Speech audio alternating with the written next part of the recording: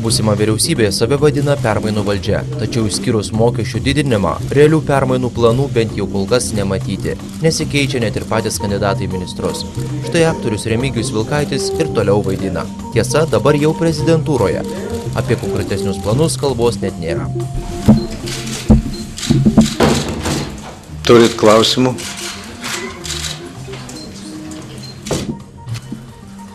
Kokie bus jūsų pirmieji žingsniai šitam poste?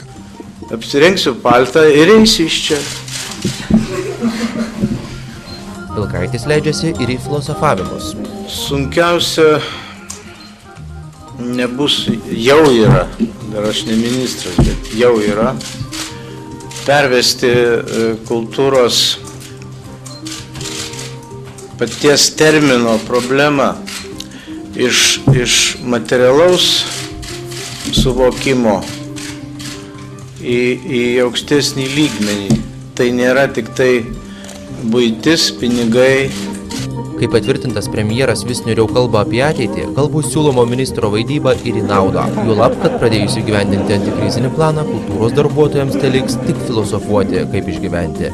Ta akcentuoja ir prezidentas. Prezidentas pažymėjo, kad antikrizinė programa numato priemonės, kurios gali skaudžiai atsiliepti kultūros sričiai. Todėl prezidento nuomonė, bendromis jėgomis reikia pasistengti sušvelninti galimus neigiamus padarinius šiai sričiai. O štai kandidatas į ūkio ministrus atrodo nesugeba priimti sprendimų dėl savo turto, taigi apie valstybės ūkio pertvarką kalba itin abstrakčiai. Dainius Kreivys turi kelių įmonių akcijų, tačiau kaip su jomis elgtis tapus ministru net nežino.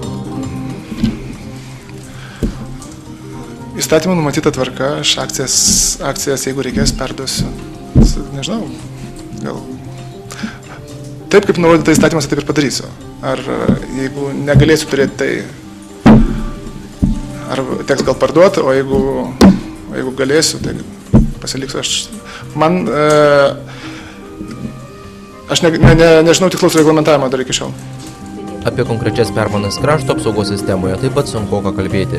Žinoma, jo konservatoriai siekia, kad šalį gintų ne vien tik profesionalai, tačiau čia pat neigia ir šauktinių grąžinimą. Socdemų valdžia nuolat kritikuota, kad nedidina finansavimo krašto apsaugai. Rasa Juknevičienė užtikrina, kad šiuo klausimu artimiausiu metu permainų taip pat nebus.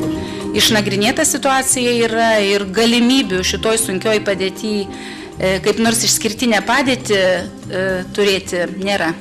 Mes esam įsipareigoję kitiem metam, jeigu tai pavyktų, aš labai džiaugčiaus, išlaikyti šių metų lygį.